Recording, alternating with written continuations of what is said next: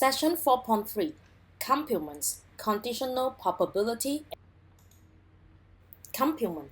The complement of an event E is the event that consists of all the outcomes, not in the E.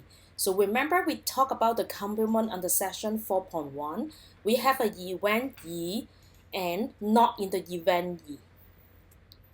For example, if there is 60% chance of win today, then there is 40% chance that it will not win. So we say the events win and not wins, they are the complement. When you add it up, it has to be equal to 100%. And the complement of the event A is the event that A does not occur. So win and does not win, that will be the complement. The notation for the complement of A, you could use the bar in here. This is represent the complement. Or some other statistic book, they will be using the Z on the right hand corner. Okay, so both of the notation represent the complement. Okay, complements formula. We have a probability of event A plus probability of complement of event A equal to 1. Just like this example, if this is a 60% of the win today, and this is going to be 40%, it will not win. So when you add it up, has to be equal to 100%. Okay, or you could use the decimal. This is going to be 0.6 plus 0.4, that will be equal to 1. And for the complement, we do have two parts. The first part, we say find the probability of not. Okay, I want you guys to highlight this one. When you see the questions, they are looking for the probability of not something. You're gonna remember this formula, the complement formula. Since we are looking for the probability of not, so you could see I could put P of complement of A in here first. Example 1. Calculate the probability of not rolling a 2 in a fair single six-sided dice here. So again, highlight this one. Find the probability of not. So remember the formula. We are looking for the probability of not rolling a 2 equal to 1 minus probability of 2. Think about it. When you roll a fair single six-sided dice here, what is probability to get the 2? We do have the outcome from 1, 2, 3, 4, 5, 6, right? We have a 6 outcome, and we only have a 1, 2. So it's going to be 1 minus 1 over 6. Use your calculator. You should get 0.8333.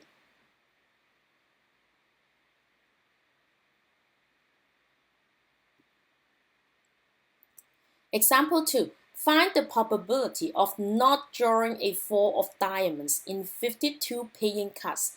Again, we are looking for the probability of not. So write down the formula. Not drawing a 4 of a diamonds. So that will be equal to 1 minus probability of 4 of a diamonds. How many 4 of the diamonds in a 52 paying cards? We only have a 1, right? So calculator, you should get this answer. Can you guys try to do it by yourself for the example 3? Write down the formula first, okay?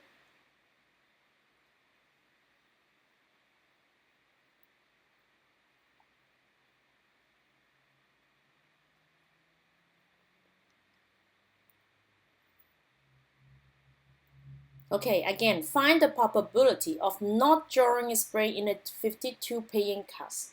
So write down the formula. And then we have a 13 sprays in 52 paying cards. Calculator. So that'll be 0.75. So this is part 1. When you guys looking for the find the probability of not, you will use this formula. Okay, this is the part 1. Okay, second part, part 2. Find the probability that an event occurs at least once. Then we can find the probability of the complement and subtracting from 1.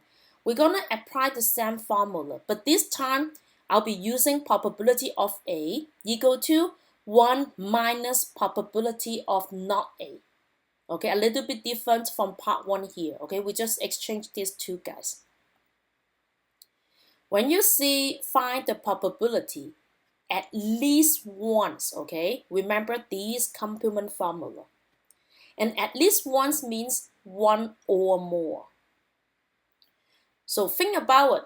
The complement of getting at least one particular event is that you get no occurrence of that event. For example, if I want to say find the probability to get at least one blue marble, okay, at least one blue marble means I want to either get one or more blue marble. So think about it. What is the complement of get at least one blue marble? How could write it in a sentence? Complement of at least one blue marble. That will be not to get any blue marbles, right? Not to get any blue marbles or get at least one blue marble. This is the complement. Okay, let's try an example. A fair coin is tossed 5 times. What is the probability that it comes up heads at least once? I want you guys to highlight this one, at least once. Remember, at least once means one or more. So first, we're gonna let probability of A equal to comes up heads at least once. Think about it. What is the complement of the probability of A?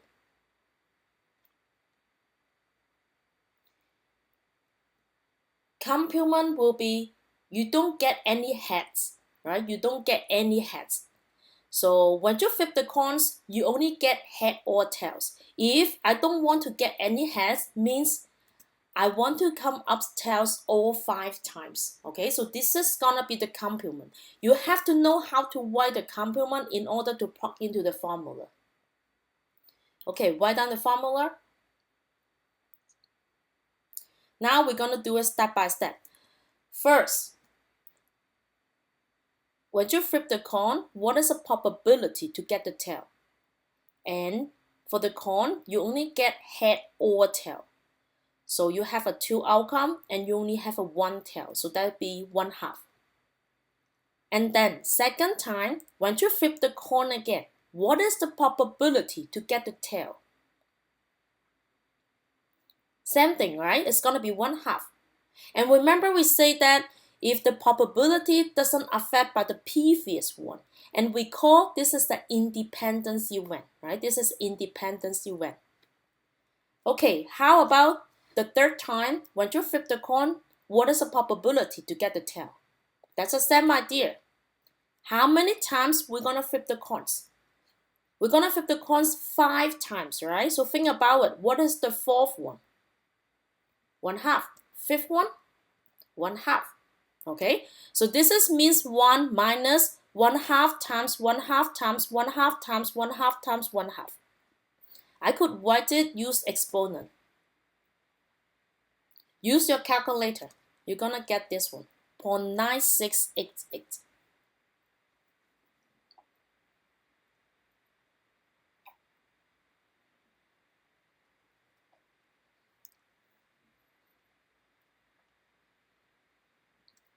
Okay, one more example. When 4 digits between 0 and 9 are randomly selected with replacement for a lottery ticket, what is the probability that at least one of the digits is 7? Okay, probability of A equal to at least one of the digit is 7. So what is the complement? Complement will be none of the digits is a 7. Okay, so use the complement formula. So for the first digit, I want the first digit is not a 7. So first think about it. How many numbers I could pick? I can pick from 0, 1, 2, 3, 4, 5, 6, 7, 8, 9. How many numbers do I have? from 0 to 9, we do have a 10 outcome. Okay, from 0 to 9, we do have a 10 outcome. And I want to pick the first digit is not a 7. Okay, so I cross out the 7 here. Means that I only have a 9 out of 10. And then second digit is not a 7 again. So same idea, it's going to be 9 over 10. The third digit, 9 over 10. The fourth digit is going to be 9 over 10. Okay, they say when we have a 4 digits, so 1, 2, 3, 4, 4 digits.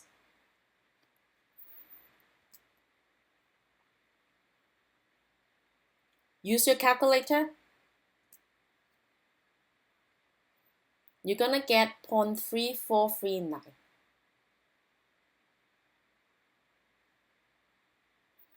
Okay, so this is the first part of the complement, part 1 and part 2. For the part 1, we have to find the probability of not. Second part, when you want to find the probability at least once, okay?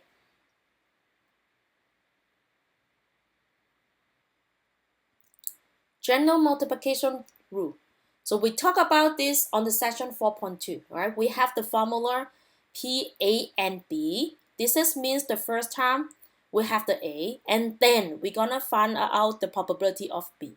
So that will be equal to probability of A times the conditional probability, right? Conditional probability, probability of B given that or under the situation of A.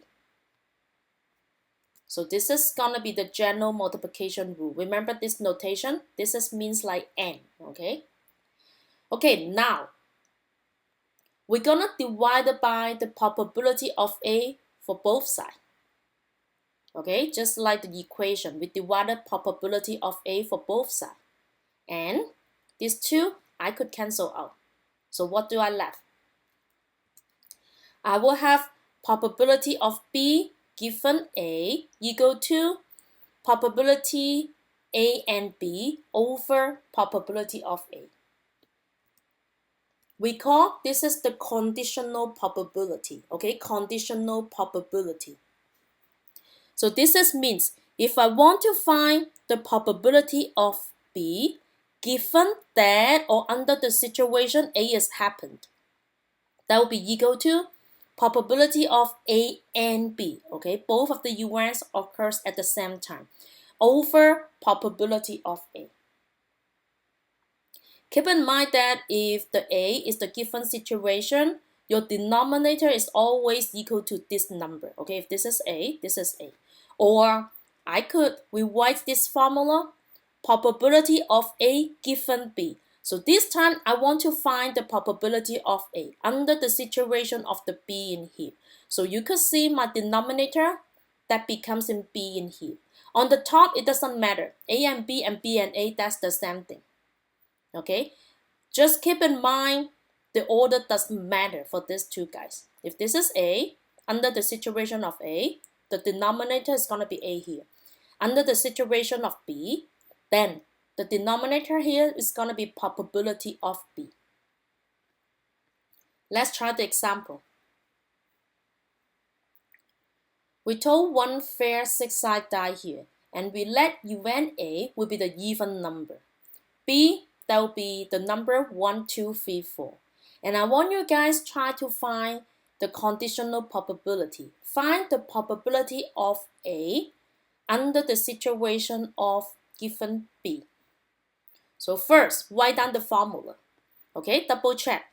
The B is the given information. So the denominator here is going to be the B also. And first, think about it. When you roll the die, what is the outcome? What is the possible outcome? It should be 1, 2, 3, 4, 5, 6, right? This is the outcome. Now think about it. Event A. What is your event A? That's an even number, right? What is an even number in this outcome? Even number, that will be 2, 4, and 6. So let me write it in here. 2, 4, and 6. This is my event A. Okay, how about my event B? 1, 2, 3, 4, right? So I have an event B, and I have 1, 2, 3, 4. Okay, this is going to be the event B. So you could see this is not mutually exclusive, okay, because they do have an intersection in here. Now we're going to plug into this formula. This is what we're looking for. We want to find probability A and B. A and B. So look at this picture. I want to find the probability 2 and 4, okay? Because 2 and 4 is inside the intersection. So what is the probability to get 2 and 4? When you roll a 6-sided die here, 2 and 4, you do have a 2 outcome out of 6 outcome. So that will be 2 over 6. And then probability of B, only B here. So I want to find the probability to get the event B, which is 1, 2, 3, 4. When you roll the die once. So 1, 2, 3, 4, you have a 4 outcome out of 6 outcome. So that would be 4 over 6. So simplify the denominator, you should get 0.5 here.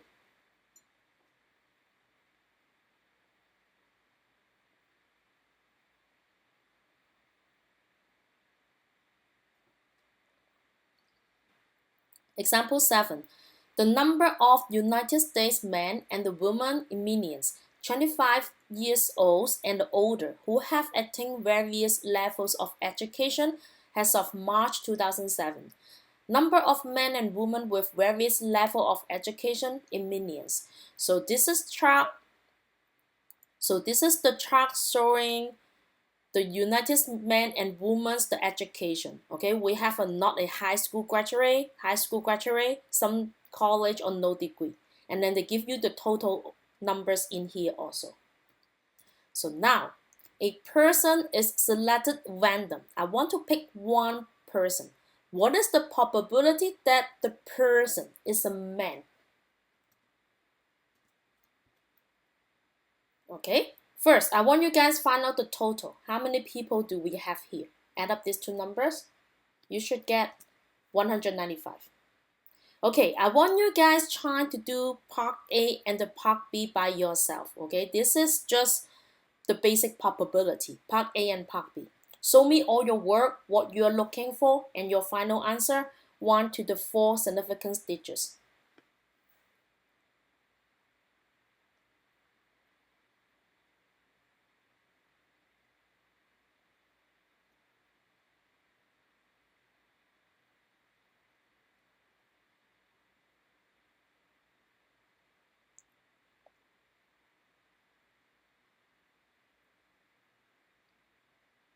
Okay, A here.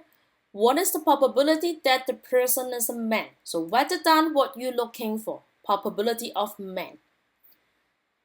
Basic probability. Favorable outcome over the total outcome. How many person is a man? So we have a 94, right? Out of the total outcome, which is gonna be 195. You should get 0.4821.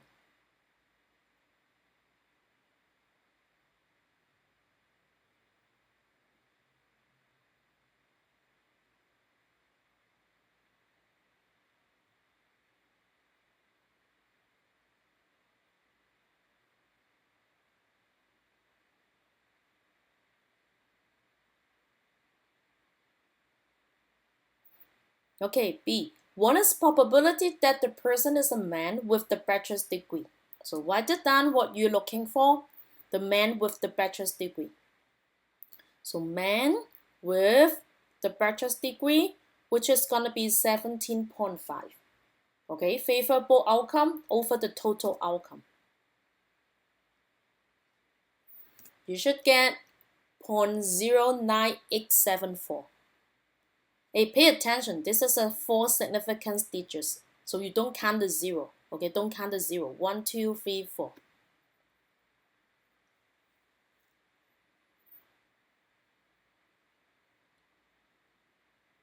Okay, C. What is probability that the person has a bachelor degree given that he is a man. Okay, highlight the keywords here, given that. So you know, when you see the given that, we are working on the conditional probability. This just means I want to find the probability that he has the bachelor degree under the situation that he is a man. Okay, why did like this way? This line here means like the given that. So we use the formula. On the top, we're looking for the probability of the bachelor's degree and man. Okay, bachelor's degree and man. So you know that will be 17.5. And then over probability of man. The man, we have a 94 in here. So you could plug it in.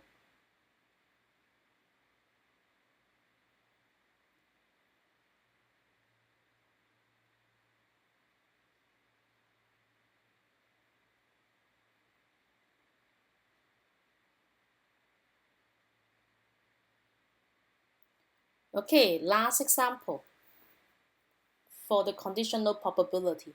Try to do it by yourself. Make sure when you guys working on the probability, show me what you guys looking for, plug in the word and your final answer. Okay?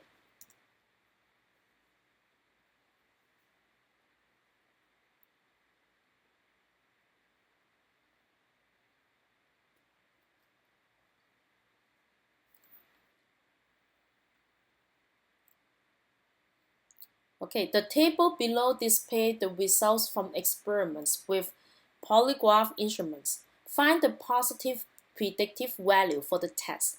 That is, find the probability that the subject lie given that the test used a positive result. So again, highlight the keywords given that. So you know we are working on the conditional probability.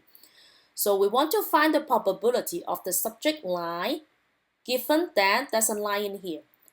The test is going to be a positive result. Okay, before that, try to plug in the formula first. Okay, write down the formula.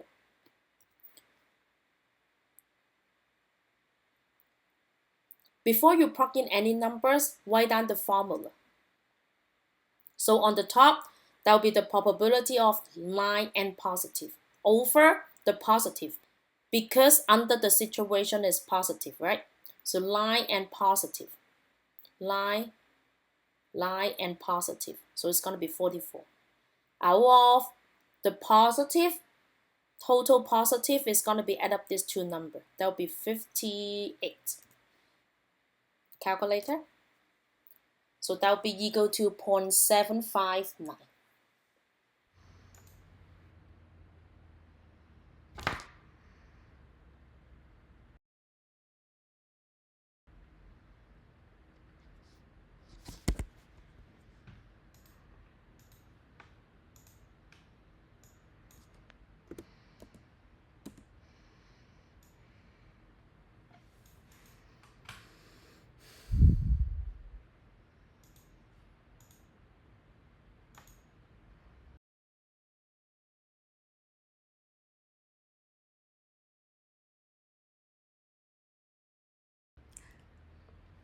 That's it.